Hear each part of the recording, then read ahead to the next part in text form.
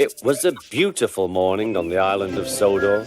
Thomas the Tank Engine's blue paint sparkled in the sunshine as he puffed happily along his branch line with Annie and Clarabelle.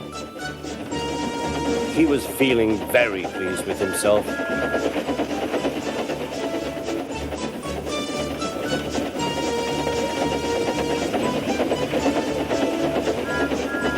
"Hello, Thomas," whistled Percy. "You look splendid." "Yes, indeed," boasted Thomas.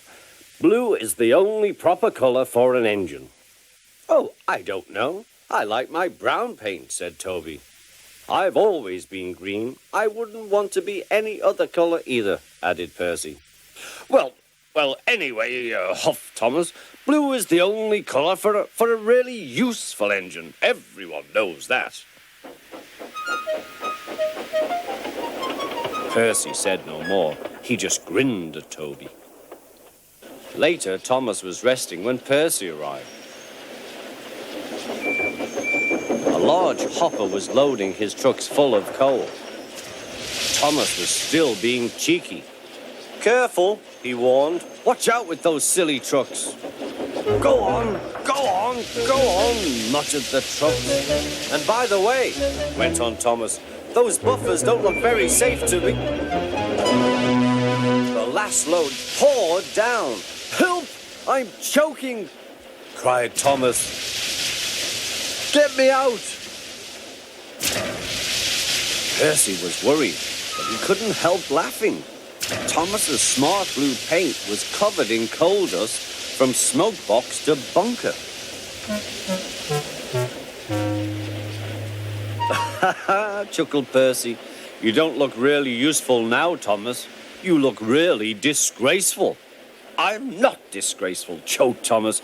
"You did that on purpose. Get me out."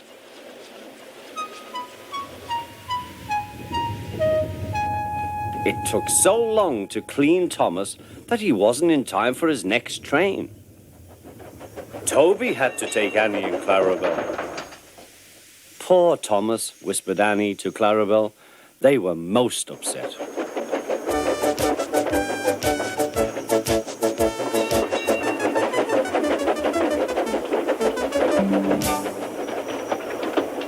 Thomas was grumpy in the shed that night. Toby thought it a great joke, but Percy was cross with Thomas for thinking he had made his paint dirty on purpose. Fancy a really useful blue engine like Thomas becoming a disgrace to the Fat Controller's railway. Next day, Thomas was feeling more cheerful as he watched Percy bring his trucks from the junction. The trucks were heavy and Percy was tired.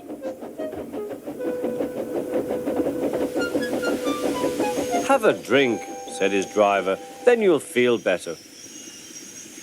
The water column stood at the end of the siding with the unsafe buffers. Suddenly, Percy found that he couldn't stop. The buffers didn't stop him either. "Oh!" wailed Percy. "Help!"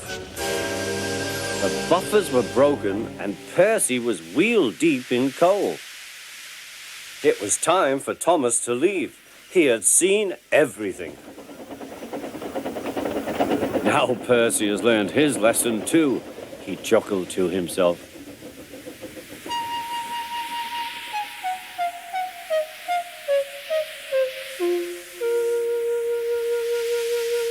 That night, the two engines made up their quarrel. "I didn't cause your accident on purpose, Thomas," whispered Percy. "You do know that, don't you?" "Of course," replied Thomas, "and I'm sorry I was cheeky. Your green paint looks splendid again, too. In future, we'll both be more careful of coal."